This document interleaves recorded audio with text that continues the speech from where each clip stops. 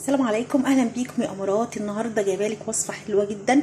الوصفه دي هتعمل على شد البشره، على توريدها، هتخليكي قمر 14 حتى لو كان سنك فوق ال50 هتبقي شباب، هتبقى في توريد، في نضاره. كمان الوصفه لو كلناها هتدي لبشرتنا جمال غير طبيعي، وهو البنجر او الشمندر كما يسمى في الدول العربيه.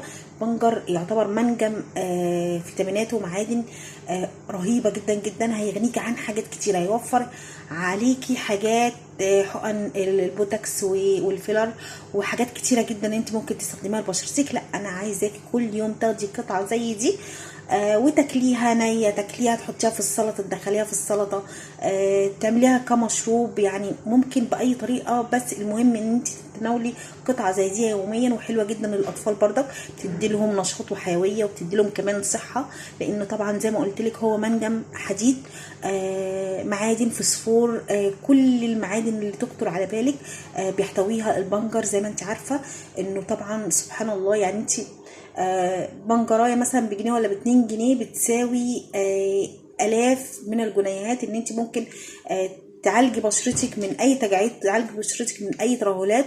انا عايزاكي تتناولي بس البنجر يوميا وشوفي النتيجه ان شاء الله باذن الله الفوريه. ده فيديو النهارده يا بنات، ما تنسوش لايك الفيديو والاشتراك في القناه، واشوفك على الف خير، والسلام عليكم ورحمه الله وبركاته.